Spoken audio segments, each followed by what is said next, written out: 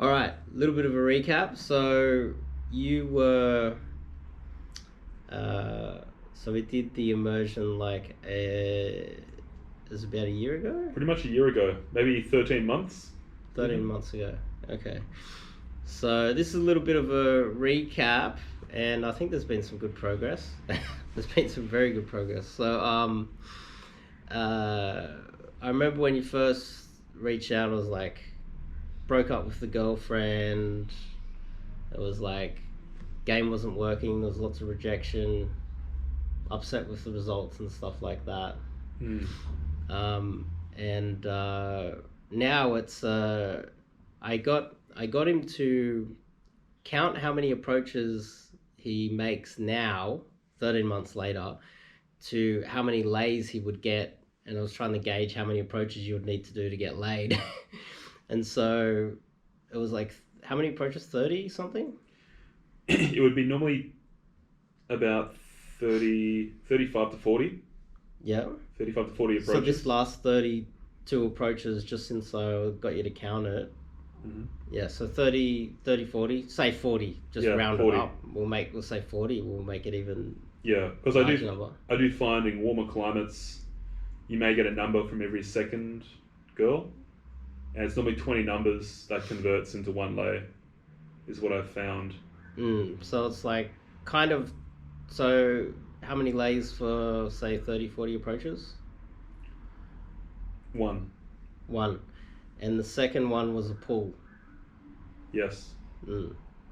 Yeah. So that's pretty high. That's pretty high. Yeah, it is. Yeah. From like 13 months ago.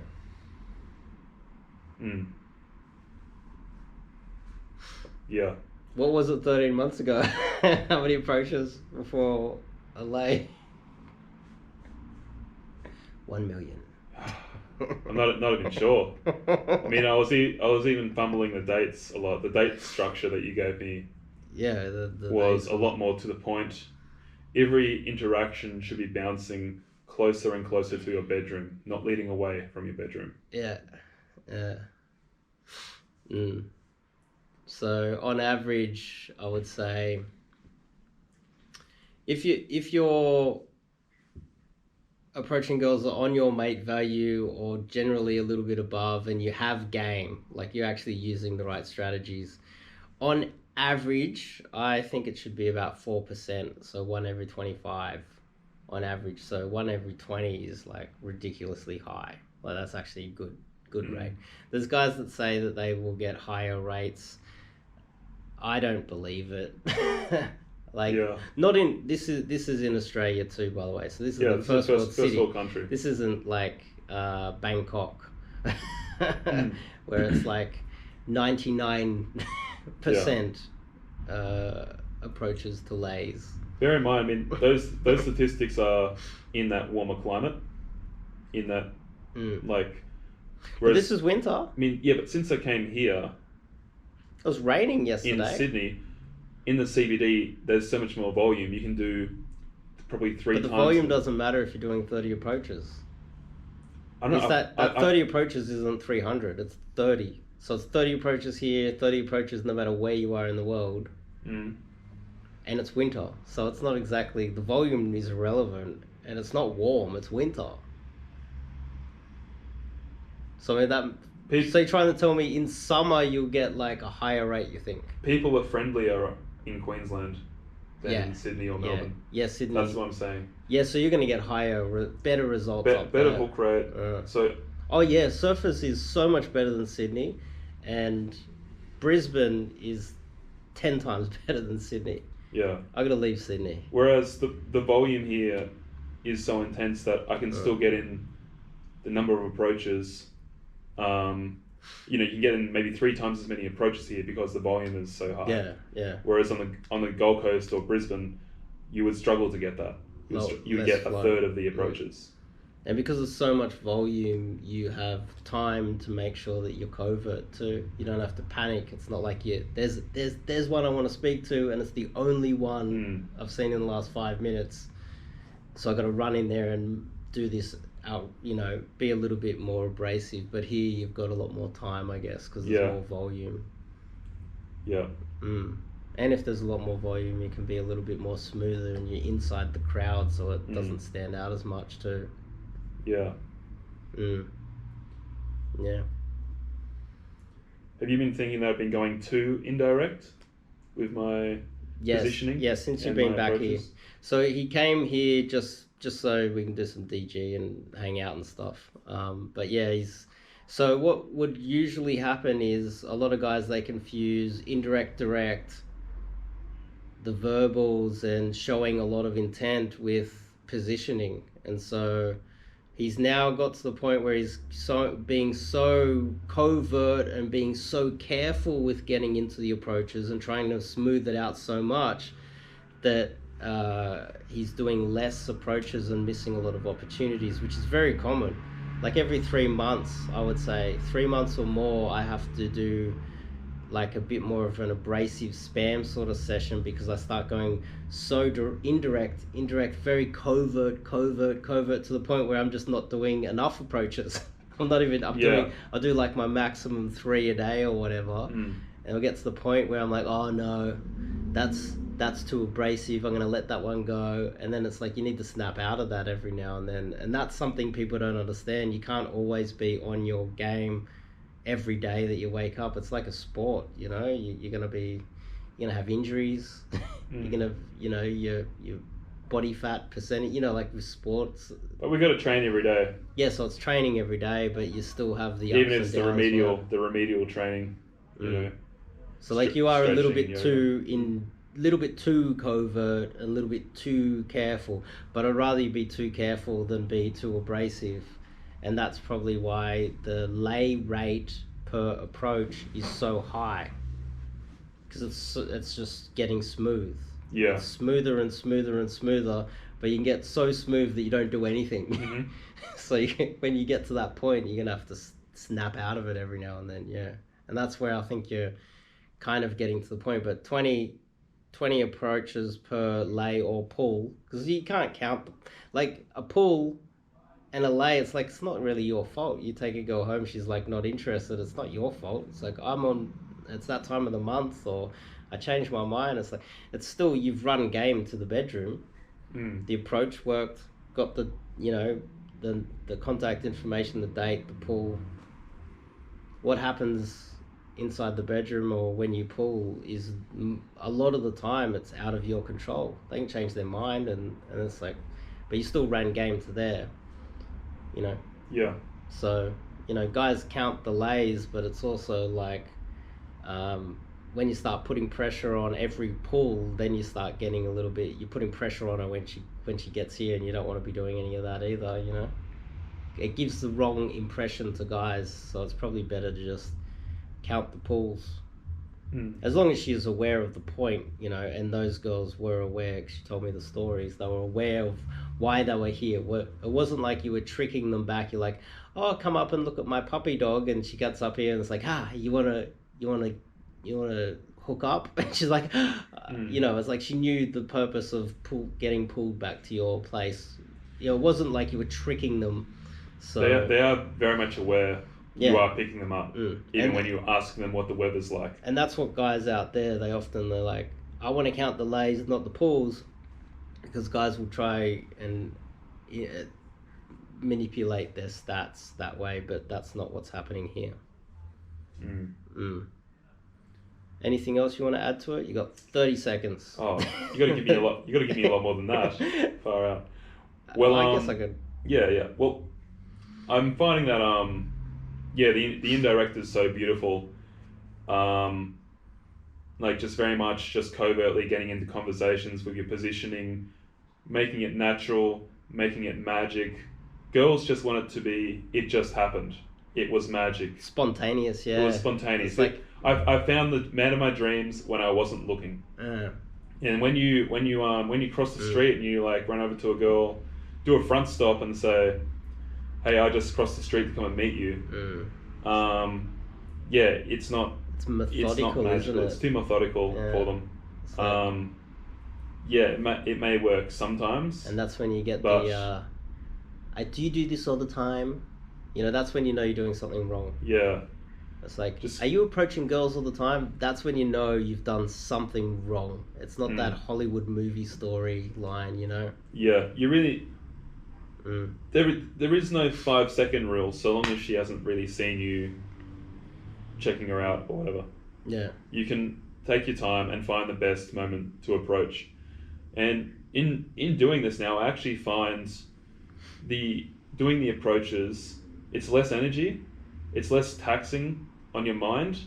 Often I'll go out and I'll do a set of approaches on a weekend. If I decide I don't want to do kite surfing or running or any other sports that I want to do, if I want to go out and socialize, I'll go and do a heap of approaches. I'll lose count of the number of approaches that I do because it's just so seamless. It's just so natural that it's almost like I'm just going around talking to people. And when you do that, it just becomes a lot easier, a lot more part of your life, and you get a lot more fluid in your charisma as well. You do it for 2 days straight, and on the third day, boom, you can talk smoothly to anyone, and you notice social things that happen that are just magical. It's like looking through the Matrix. Yeah, it's because you're not using canned lines too. You're not in that framework that you can't. You're stuck in a box, which is a framework of canned lines and canned structures and canned ways. So it's like fluid, like when a puppy dog, two girls walked by and they had a puppy dog, and the puppy dog came over and we pat the puppy dog, and he just said, "Does the puppy have a daddy?" You know, it's just like it's like a smooth little, you know, she knows what that's about. You know, you don't need to really. It's not a sledgehammer. It's like a sneaky little thing, and she's like, "Yeah, I had a look. Yeah, we've got a daddy at home, and I wouldn't be able to take care of the puppy without him." But she, it wasn't like an abrasive. It wasn't. It didn't make you look bad. It was very smooth. It was like you're hitting on her, but it was very socially aware. You know? She can think I was hitting on her, but I did want to take the dog home. Dog was nice. I think she knew though, because she did. That's the point of you saying like, is there a daddy? Is there a man? It's like a very smooth way of saying, is she single? And that's what this is about, being able to do that every day without blowing out an area. If she sees you again, she's not going to be insulted. It was smooth, you know. Yes. That's what most of the content out there doesn't cover. Because when these guys are approaching and they're very abrasive and very direct in how they approach things, the girl remembers them and tries to avoid them next time. Yeah. I think sometimes just guys don't want to be creepy in their approaches. They really want to just put it out there and state why they're there and just be direct off the get-go and just say what's going on. And they're worried because they don't have the skill set to actually do it in a smooth way. They don't understand the skill set, how to do it in an indirect, smooth way. Initially, when you were teaching me this skill set, I thought it was a bit creepy. I thought waiting around was... For the right moment to approach. Yeah, I thought that was stalking out. Stalking, yeah. Following. It took 4 days. We did almost 24 hours. I really thought that was creepy. But when you showed me how to do it your way, that skill set, it's not creepy, it's natural. You just create it naturally. And because when it's hard, there's the girl, and it's like spot the girl, and then we're going to, that's why the 3 second rule is they're worried that it comes across as stalking. Yeah, that's it. But if and that's kind of the misconception of the whole thing. It's like, 3 second rule, there's a girl, go straight in. I don't want to be stalking the girl, I don't want to be creepy, I just want to go straight in. And then it's like you just make a big scene because they want to avoid being like this lion that's like, hunting prey, when in fact it's like, girl's over there, I can't approach now because she's talking to that person, she's on the phone, she's surrounded by all these people. Let me just wait until she walks over there and make a smoother approach and get in there in a nice, smooth, easy, covert way. And people don't fully understand that because it seems like it is, but it's not really. It's just waiting 30 seconds longer, a minute longer, looking for an opportunity, walking around the store until you notice that she's free to talk, and then you got something, talk about something in the environment, and then you get in there so in a smooth way with onlookers around. And people think that waiting a little bit longer is creepy, but until they actually do it, then they understand that in fact 3-second rule running in like a lunatic is the creepiest shit you can do. Blow out the environment. I had a buddy of mine that I was trying to teach this to, and he had a lot of trouble understanding how to transition from talking about the tomatoes in Coles or whatever the indirect kind of thing was, to let's go on a date. And it really is as simple as talking about the situation and then just asking, what do you do with yourself? What do you get up to? You know, and then saying, you seem cool, let's get a coffee sometime, let's get a juice sometime. Yeah, well, there's levels to it. So it's like, I was doing it for many years before I decided to start coaching it, and then coaching it's a total different skill set altogether. Which it is, and I'm not good at that. So, the transitioning part is what people get stuck on, but then you have to go back to the beginning. Where's the opening? What's what's their plan on what they're gonna do? And they get stuck on the transitioning because they think that they need to show intent, because they think that the girl is not socially aware enough to understand what is happening. Most girls, if you're talking about tomatoes and you're talking about it, she eventually figures out that you're not really that interested in the tomatoes.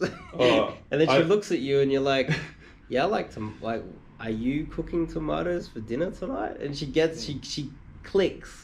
Right? People around her might not necessarily know. The onlookers might think you actually know each other. That's what makes the covert way getting in there. Then the indirect is you actually having the verbals. And you're not actually telling her you're interested in her, but she clicks. Eventually she just clicks. You don't need to just tell her she's hot. You can literally just have that conversation about tomatoes, and she clicks during the conversation, and that comes with practice. You can spot it in her eyes. She eventually realize. I've seen it. Yeah. She's like, hang on, this guy's not interested in tomatoes. I think he's hitting on me. And then she looks at you and you're like, and then people think that you know her. When you don't know her, it's a cold approach, very covert, and there's onlookers around. They think you know her. You're not burning she down figures area. it out. She actually gives you the benefit of being cool enough and smooth enough to actually do that. Yeah. Which most guys can't do. And then there's no articles that go up online about Daygamers running around in Melbourne burning it down, which is good for men everywhere. Was there some articles? I think there's one article on Melbourne. Really? Yeah. But I'm surprised there aren't any in Brisbane with those guys up there. Yeah. That was some James Bond shit going on when we were in that street. You're like, look at these. That was spooks, man. That was fun. It was fun. Yeah, like CIA type stuff. Yeah. It's like they're right next to you, and you're trying to pick up girls right in front of guys that are supposed to know what pickup is, and they have no idea it's happening right next to them. Yeah.